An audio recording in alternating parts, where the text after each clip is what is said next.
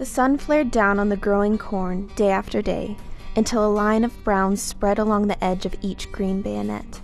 The clouds appeared and went away, and in a little while they did not try any more.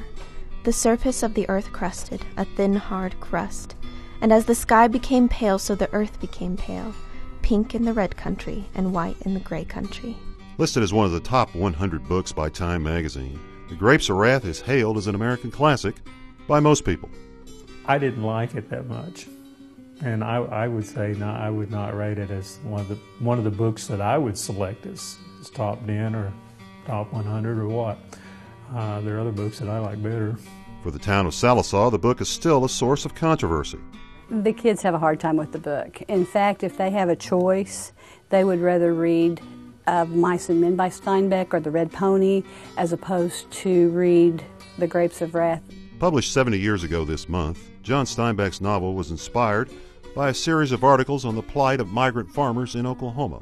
The central characters in the Depression-era novel are from the eastern Oklahoma town of Sallisaw.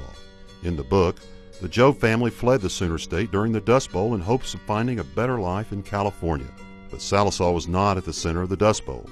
Western Oklahoma, Texas, parts of Kansas, and Colorado were the heavily affected areas. But we never did know why he selected Sallisaw.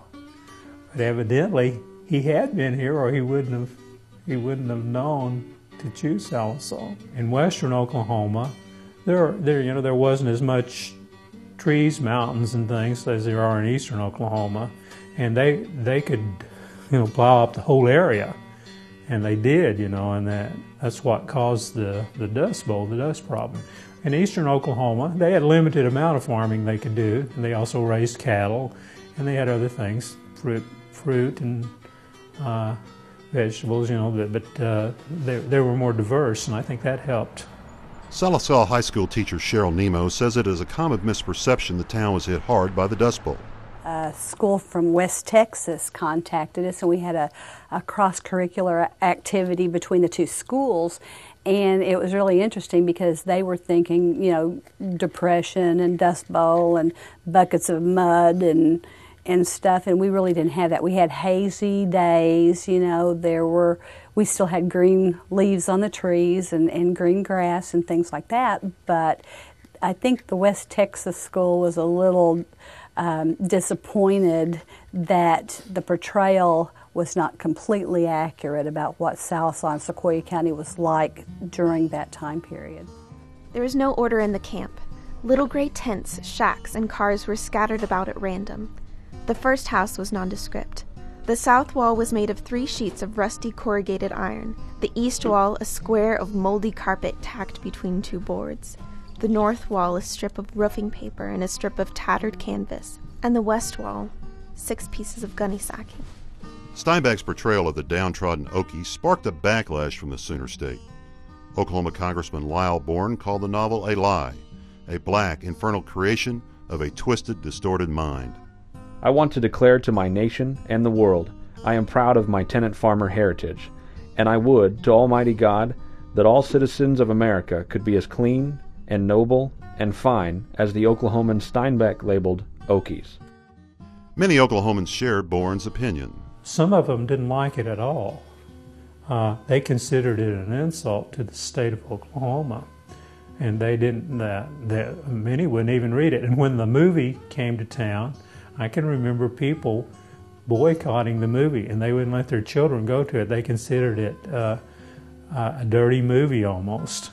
Even today, Nemo's students struggle with the characterization of the Jobe family.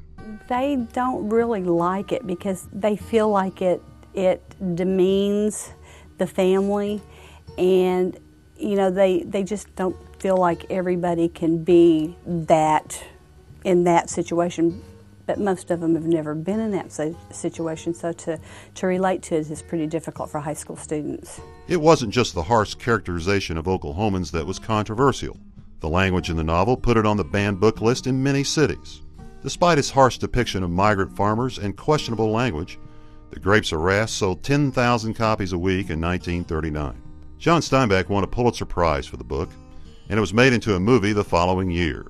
Director John Ford and his crew even came to Sallisaw to shoot the opening scenes, with several residents appearing in the movie. They loaded down old trucks with all kinds of stuff, mattresses and old junky-looking things, and they filmed them doing that. Of course, they might not have lived that way at all, but anyway, they pretended to be the downcast Okies, and they made the scenes, I guess, in the movie.